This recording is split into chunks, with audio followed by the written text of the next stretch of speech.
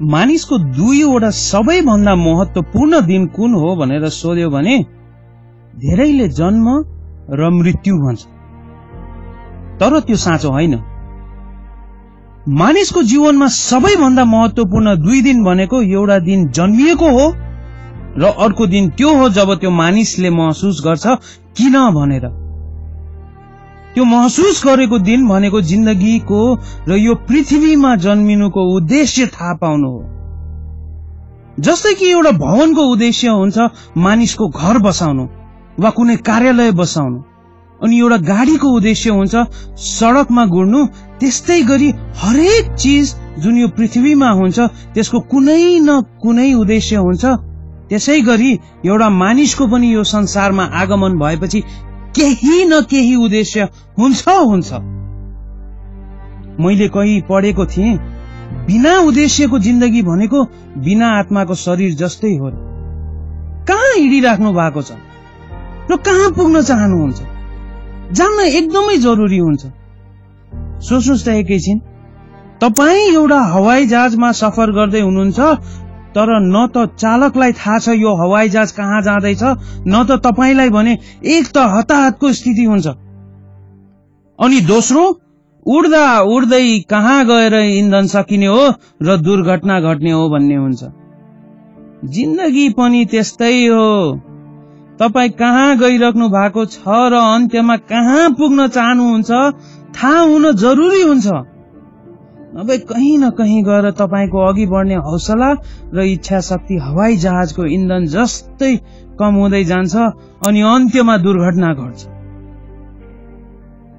मानिसको उद्देश्य लक्ष्य भन्दा धेरै ठूलो हुन्छ। भ्रममा नपर्नुस्। लक्ष्य भनेको त केवल निशाना लाउनको निम्ति एउटा टार्गेट मात्रै हो। उदाहरणका लागि जस्तै कि म फुटबल खेलाडी बन्न चाहन्छु अथवा म परीक्षामा अव्वल हुन चाहन्छु, यी हुन् लक्ष्यका उदाहरणहरू। तर परीक्षामा कति ल्याउनुहुन्छ र कहाँ काम गर्न चाहनुहुन्छ भन्दा पनि जरुरी हुन्छ जान्न कि किन चाहनुहुन्छ त तपाईँ परीक्षामा अव्वल हुन, किन चाहनुहुन्छ त तपाईँ फुटबल खेलाडी बन्न, किन चाहनुहुन्छ तपाईँ बेलायत अमेरिका र अस्ट्रेलिया जान, र किन चाहनुहुन्छ तपाईले गर्न जुन चीज तपाईँ चाहनुहुन्छ।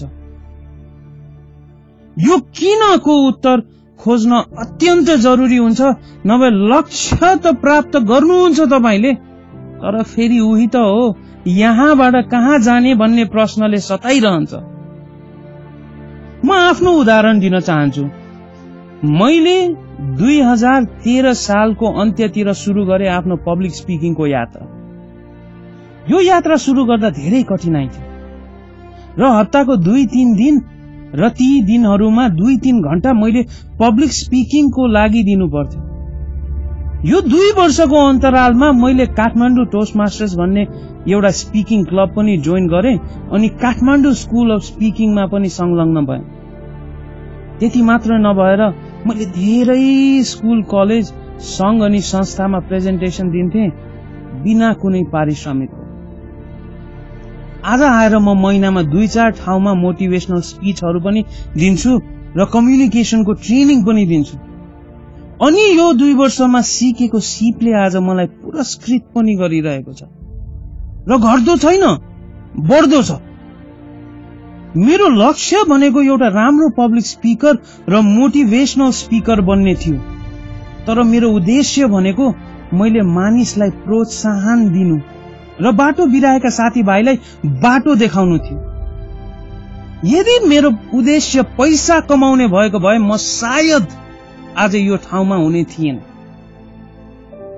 यो सबैले जान्नुपर्ने कुरा हो, पैसा मानिसको उद्देश्य कहिले पनि हुन सक्दैन, बल्कि पैसा, धन अनि सम्पत्ति मानिसको उद्देश्यको एउटा साधारण परिणाम मात्र हो।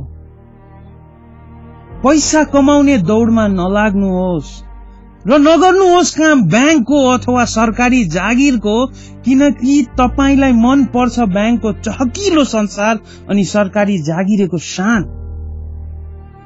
नबिर्सौं, सबै चम्किलो धातु सुन हुँदैन।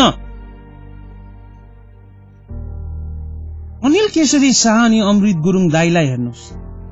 कुनै जमानामा यी दुई हस्ती एक सामान्य मान्छे मात्रै थिए, तर ब्रुस लीले भने झैं उनले के भनेका थिए भने म 1000 थरीको लात अभ्यास गर्ने मान्छेसँग डराउँदिन, तर म त्यो मान्छेसँग डराउँछु जसले एक प्रकारको लात 1000 पटक अभ्यास गर्छ।